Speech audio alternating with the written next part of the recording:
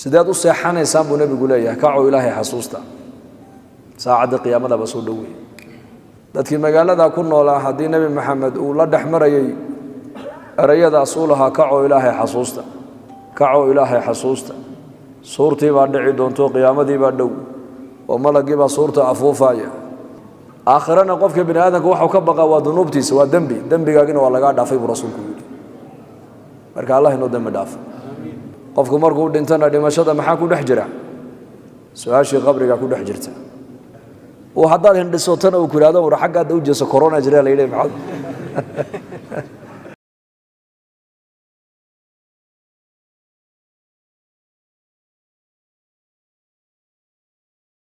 منها خلقناكم وفيها نعيدكم ومنها نخرجكم تارة أخرى وكيلها لها عيدا سانيغا أبورني يدون بان هدنا نقول عليني دونا مردا بنا يدا نقصو دحساري دونا با إلهي يلي ملك إسرافيل عليه السلام مالك يلا أبوري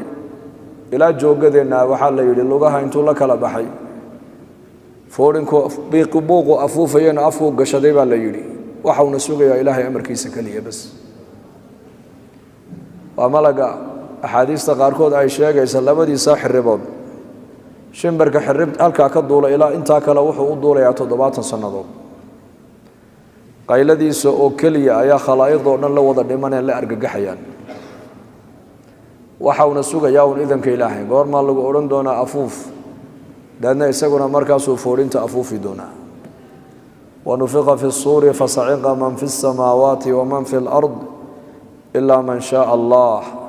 ثم نفخ فيه أخرى فإذا هم قيام ينظرون marka arraajifa waa tan hore weeyaan khalqiga oo dhan ka nixinaysa khalaaiqdooda qulubtooda galgalaysa hadana waxa ku xigta buu nabigu kaleey salaatu wasalaam tee suurta labaadna waxa weeyaan waa tabacsiga qiyaamaha khalaaiqda la soo wada bixi doonaan sidaad u seexanaysaan buu nabigu leeyahay kaco ilaahay xasuusta saacada qiyaamada ba soo dhawey jaa al-maut wa bima fihi ba nabigu waxa kaloo yimiday geeridii dhimashadiina way timiday oo laba qiyaamo ayaa la sheegay qiyaamo weyn iyo qiyaamo yar qiyaamaha weyn waxa weeyaan waa saacada suurta weeyaan qiyaamaha yarna waxa weeyaan waa ajashiisa qof walba markay ku timaado qiyaamihiisa ba kacay marka nabigeena kaleey salaatu wasalaam oo madiinatul munawwara jooga oo magaalada Madiinana asxaabu Muhammad oo dhan ay wada joogan hadii nabi Muhammad uu u baahday inuu dhex jawlayo ilaado dadoo kaco ilaahay xasuusta oo saacada qiyaamada iyo suurta iyo geerida iyo nolosha dambe aakhirada uu xasuusiyay hadii magaaladii Madiina zamankii nabiga dadkii muuminiinta ahaayeen ku noolaa ay mudaakaradaas iyo baraarujinta ay ka maarmi waayeen إنكو زمن كان ما أنت جوننا كورما أنت هنو باهنا مركز إن مرول بإلهي لين حسوسيه زمن كان قفلة آيات بدن جهل آيات بدن معاصي آيات بدن فتنة آيات بدت يا السيان كآيات بطول مرول بإلهي بلغو عاسنا يا zamankoogiina waxay ahayd magaalada Madiina magaalada dadka ku nool ay Ilaahay amarkiisa u wada hoggaansameen oo sunnadii Nabi Maxamed ay ku wada dhaqmayaan sallallahu alayhi wasallam dadkii magaalada ku nool hadii Nabi Maxamed uu la dhaxmarayay erayadaas uu lahaa kaco ilaahay xasuusta suurtii baa dhici doonto qiyaamadii baa dhow oo malagii baa suurta afuufaya oo haddana khalqiga oo dhan ba argagaxi doona haddana khalqiga oo dhan baa wada dhimani doona qofku markuu dhintana dhimashada maxaa ku dhex jira su'aashii qabriga ku dhex jirta noloshii qabriga ku jirta cadaabul qabrigi baa ka dambeeya haddana jidkii saraad baa ku xiga bankii qiyaamaha haddana loo soo bixi doona ilaahay baa la surtaagi doona taasa marka nabigeenu dadka ku baraarujinayay sallallahu alayhi wasallam saxaabiga Ubay ibn Ka'b baa hadloo yiri yaa rasuulallah markan ilaahay anigu aan baryaayo salligaaga haddaan ducadeyda afar u qaybiyo qayb aan ka dhiga bal ka waran markaa buu nabigu waa khayr haddaad ka ziyaadisaasa kaaga khayr badan buu nebigu ku yidhi haddaad ka ziyaadisana waa khayrun markaa buu yidhi ka waran haddii aan ka dhiga salligaaga kala badh oo ducadii aan ducaysanayen ilaahay aan baryaayey kala badh haddaan adiga kugu salliyana bal ka waran inta kalena anna xaajadeeda ilaahay aan weydiisto markaa buu nebigu yihi waa khayr haddaad ka sii ziyaadisana waa khayr buu nebigu yihi calayhi salaatu wasalaam haddana markaa buu yihi ducadaydii markaan u qaybiyey 3 qaybood 2 qayboodna adigaan kugu sallin qaybna maaragtaane anigana baahideedan ilaahay u sheeganteeda ka waran markaa buu nebigu yihi waa khayr haddaad ka sii ziyaadisana waa khayrun baa nebigu yihi sal alla alay wasalam markaa buu yihi yaa rasuul allah haddii marba salligaagii haddii la badiyaba khayrun lasii dhexgalaayo baahidaydii dhannayd een ilaahay u sheeganayey waxaan ku soo koobayaa buu yihi salligaagaba adiguma kugu sallinba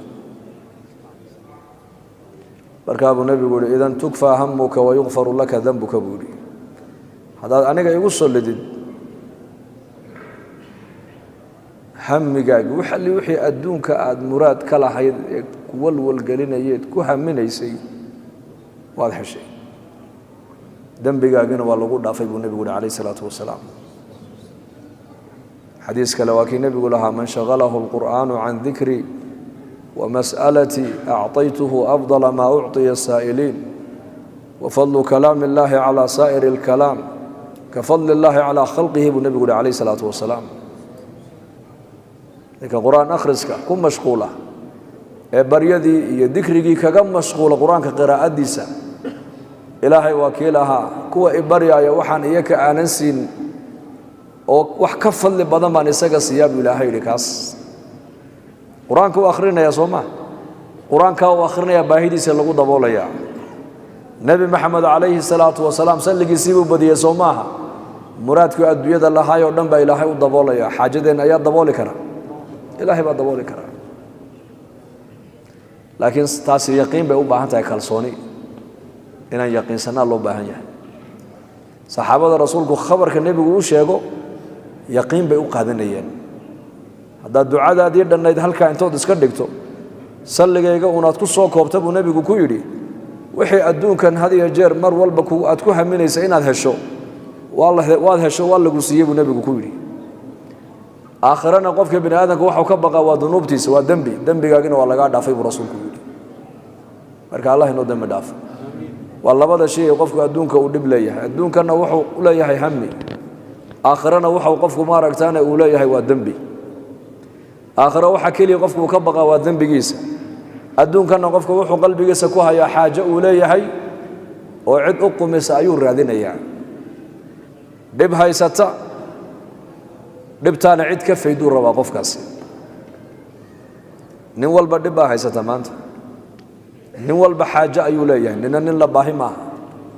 anigu baahi ii gaar aan leeyahay kan baahi gaar uu leeyahay adu baahi gaar aan leedahay laakiin ka baahida nin walba ku jirta oge ka warhaya waayo إلهي بابا هذا كود دولي مركز مركز إلهي طاعديس وحنو باهنا هنا كو قادنا يقين وأنا فرقي قد حيا مسلمين تما أنت أدوية جوك تبع اللي يري يا مسلمين تعهد النبي قدونك جوجيس دبلو فرسو حنون كنيمك قدونك كف ذي الله شاقيو ما بجربه ودو جرنا ولا أركي لهابه waad aragteeno sidii dadka loogu celcelinayay ayaan gacmaheeni dhaqaynaa afkiina aan xidhanay qof walba wuxuu ku jira digtooni buu ku jira wax jirana ma jiraan tusalaama maxaa keenay baa leeyahay waa hadal kan badan ee dhagteena ku dhacdhacaya mar walba lugaha gacmaha maydha markaad hindhisaysaan afka marada saarta 2 mitir dadku ha kala dheeraadaan meelaha zaxmada buuqa inaan la gelin telefoonadii baa lagu bologramay tikraar ka badan hadalka lagu celceliyay wuxuu keenay qofkii isagoo waxba qabin beenuu shakiyaba oo haddaad hindhisootana uu ku yiraahdo war xaggaad u jeeso corona jira la yidhi maxad mid baa awal ba sawirka hindhisoon jiray ma buu yidhi ma ima kees bedeshay hindhisadu ma fahamta kalsoonida bini aadamku waa cajiib wixii lagu celceliyo qalbiga uu galaya asxaabta rasuulka radiyallahu anhum iyo dadkii wanaagsanaa qalbigooda waxa ka dhaadhacday laa ilaaha illa allah محمد رسول الله صلى الله عليه وسلم warka ilaahay ayaga ku socday iyo warka nabi maxamed sallallahu alayhi wasallam dadna dad waxay noqdeen warka ilaahay warka nabiga mooyana war kale ba uusan galeynba ma bagala war kale ba ayaga Abu Darda masjidka isagoo fadhiyaan inuu yimid oo waran qalkaaga dabba in yaru jiray ka gaad ma gubanay buu ka yiri hadana ku kala u yimid Abu Darda ma tiid ha aqalkaaga dabba in yaru jiray ka gaad ma gubanayo ku saddexaad ba u yimid sidii asilay ki afraad ba u yimid oo yiri dabkii markuu aqalkaaga u dhawaaday iska baqtiyay Abu Darda wuxuu ku jawaabay ma taqaanaa قد علمت أن الله لم يكن ليفعل ذلك بيدي وأنا قاعد إنه لا يقل كيك وضبك كيك قبض سنين ضبك أقل كيك إنه سنجارين بأنه قابل عنه مركز سيد هذين لبض هذين هذا كل حد يسوع كيف الله يا بدن بيكون هذين مكي عدتك كل حيد أقل كيك مجبني إسكن نقطع مسكدم بي الله ده هاي وأنا قاعد إلهي أقل كيك إنه صندبك كيك قبض سنين waxaan sidaa u yiri baan sheegi buu yiri nabiyullaahi muhammad alayhi salatu wassalaam ma ka maqlay isaga oo leh gabalku markuu dhaco iyo marka waagu uu bariyo ninka ducada akhrista allahumma anta rabbi la ilaha illa anta alayka tawakkalt wa anta rabbul arshil karim ma sha Allah kan wa ma lam yasha lam yakun wala hawla wala quwwata illa billahi al-aliyyil azim أعلم أن الله على كل شيء قدير وأن الله قد أحاط بكل شيء علما اللهم إني أعوذ بك من شر نفسي ومن شر كل دابة أنت آخذ بناصيتها إن ربي على صراط مستقيم وحن كم مغلب للدعاء النبي محمد أو يرينك قلبت فينا مريد هذا صباح دينا مريد هذا حدو قلب دعاء يري إلى واقو كبر يايو مصيبكم من عذاب رسولكم يري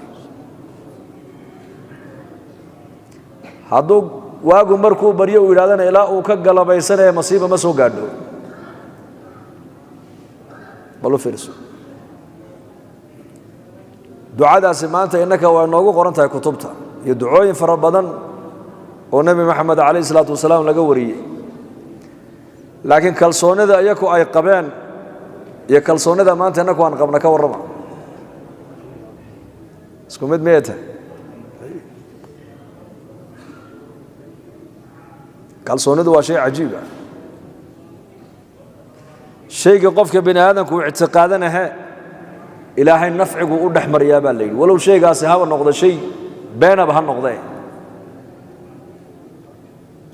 nin reer baadiya yaa magaalo soo galay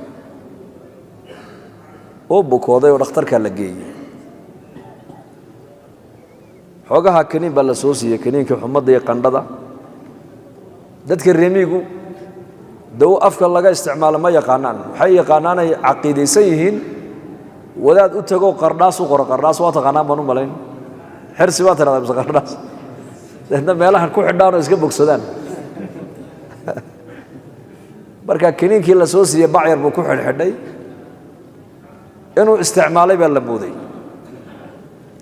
maalintii dambe la wareysto lagu yiri war bal ma ladnaato dawadii ma qaadatay ها دودي إلهي ويقول شافيه بيودي وأضع عنا يبى لو ما أركنه عنا يا وحلا عنا أنا ما أركنه بعضي يريد يوحي كل جريبة مرة كل ضوبته حال كان أكو حدو إلهي ويقول شافيه بيودي والله فيرسو يقينته عجيب قفك هدو شيء يقينه قاتب عليه ولو شيء سحب النقد شيء أصحين إلهي وكم تحامل منفعهم بإلهي كوسو دحقلين وحي بن آدمكو أي سمايين أيا دادكو ما أنت كو كالسونيهين محانو كو كالسونا وين ورك إلهي ورك النبي قول شيئين صلى الله عليه وسلم نبا النبي قول يمدو يلي حاليت ولا دبق اللعبة يقنيني الله وقسيبك كسيح الله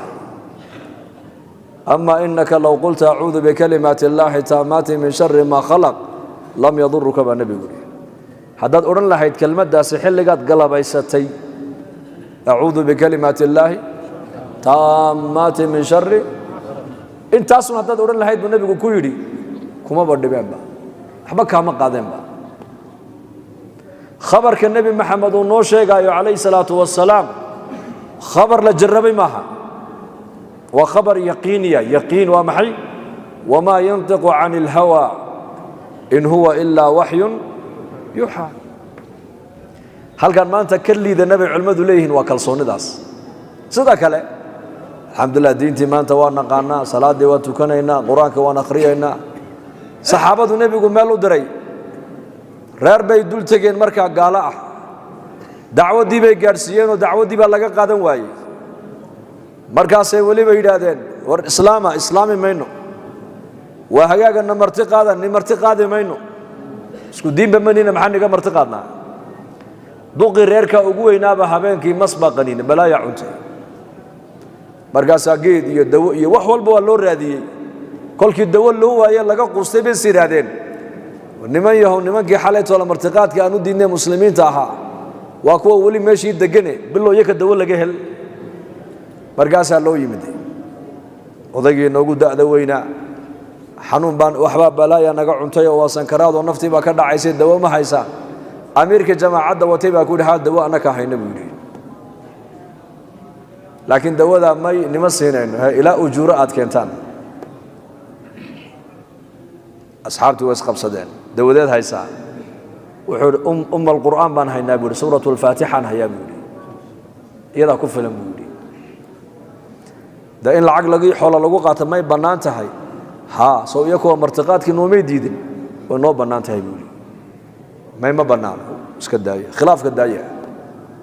uu qaboojiyey odaygii baa la dulgeeyey suuraddii faatixaduu ku akhriyey uu iska kacay waxaa la yidhi ninka qur-aanka la dhaqaaqeen maxaa sugaysaa namari wax iga yaabiyey baa maanta ay helay tiri maxaad aragtay cumarkii aad ogeyd cadaawadda uu muslimiinta u qabo oo waxaan arkay maanta dabcay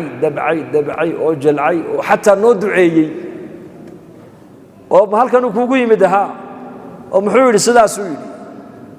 oo ma cumar binu khataab inuu islaamaad damacsan tahay buu ka yidhi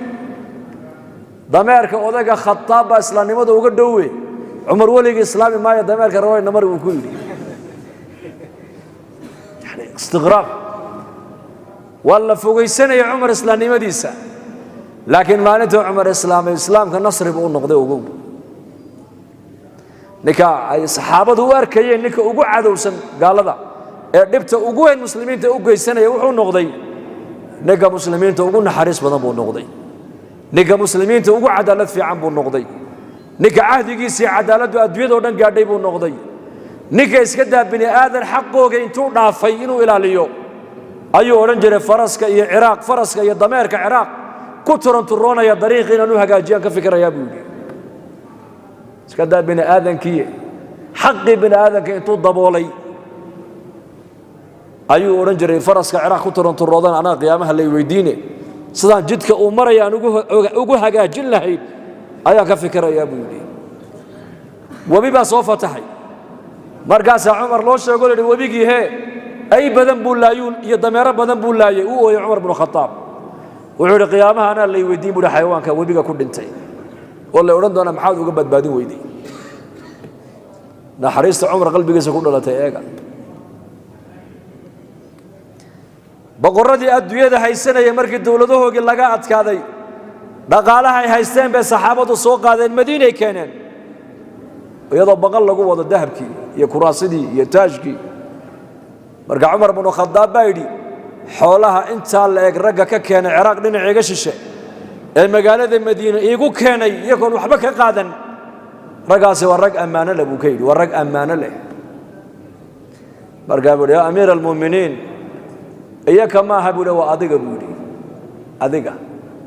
adigaa hantidii ummadda ka dhowrsoonaaday iyakuna markaasay hantidii ummadda iska ilaaliyeen buu ka yidhi hantida ummadda adigu haddaad daaqi lahayd iyakuna way daaqi lahaayeen buu ka yidhi way daaqi lahaayeen dadkaas nebi maxamed calayh salaatu wasalaam dadaalkiisii raggaasaa ku soo baxay iimaan leh oo diin leh oo taqwo leh inaan nafteenna dhisnoon ummadda dhisna laynooga baahanya ka warrama